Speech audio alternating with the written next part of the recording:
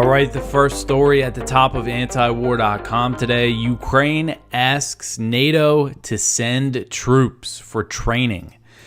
So the New York Times reported on Thursday that Ukrainian officials have asked NATO countries to send troops to Ukraine to help train 150,000 new recruits. The report said that NATO countries are inching closer to sending trainers, which, of course, would mark a huge escalation and risk a direct war with Russia. We know that there are a small number of NATO special operations forces in Ukraine.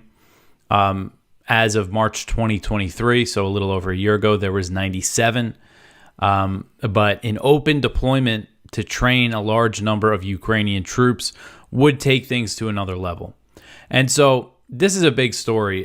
This New York Times story, the headline was actually about NATO considering sending trainers into Ukraine.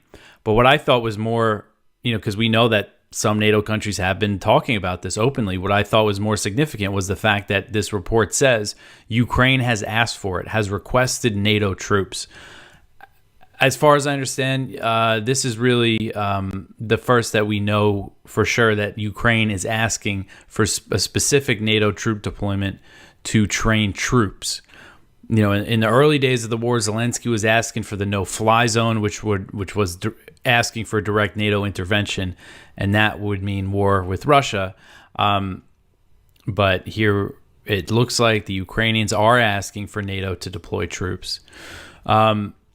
And the U.S. and NATO were training Ukrainian troops inside Ukraine before Russia invaded in February 2022.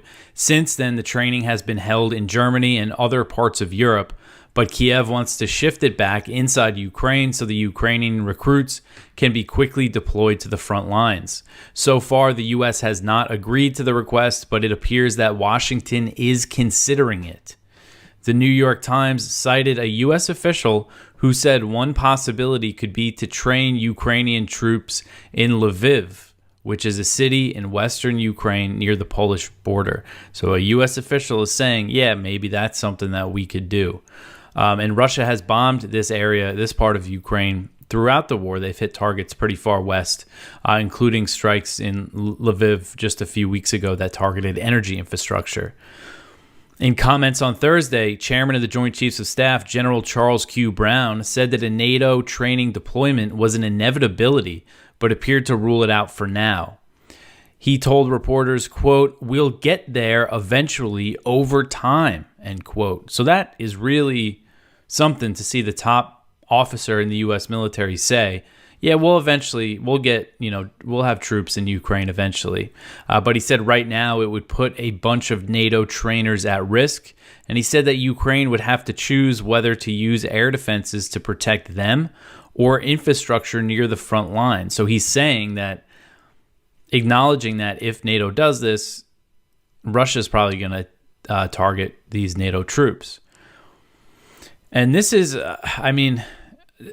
we've seen other NATO countries, France, of course, expressing interest in sending troops to Ukraine, despite the risk of direct war with Russia. And the three countries that I've seen that seem to be seriously discussing this is France and Lithuania. Their prime minister just said that they're ready to do it if NATO goes ahead with some sort of training mission.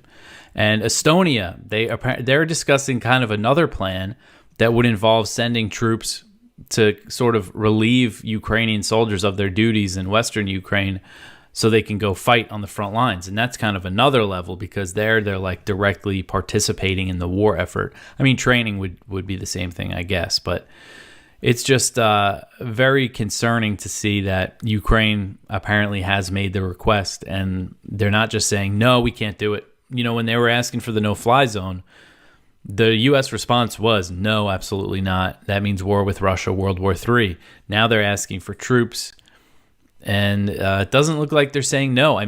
Brown, this is public. This is, the highest-ranking U.S. officer in the U.S. military saying, yeah, we'll get there eventually, not just saying, no, that's World War III. We're not doing that. So I'm curious. I might try asking some questions myself.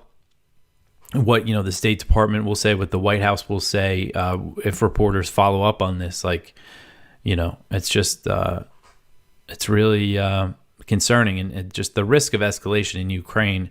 I know much of the attention has been focused on Gaza for good reason, but things have really been escalating in Ukraine. They don't want to give this proxy war up, even though there's clearly no chance of them winning as defined by Zelensky's goals. They want to keep this thing going. In the West and the U.S., I think the goal is to just keep this war going, not necessarily win.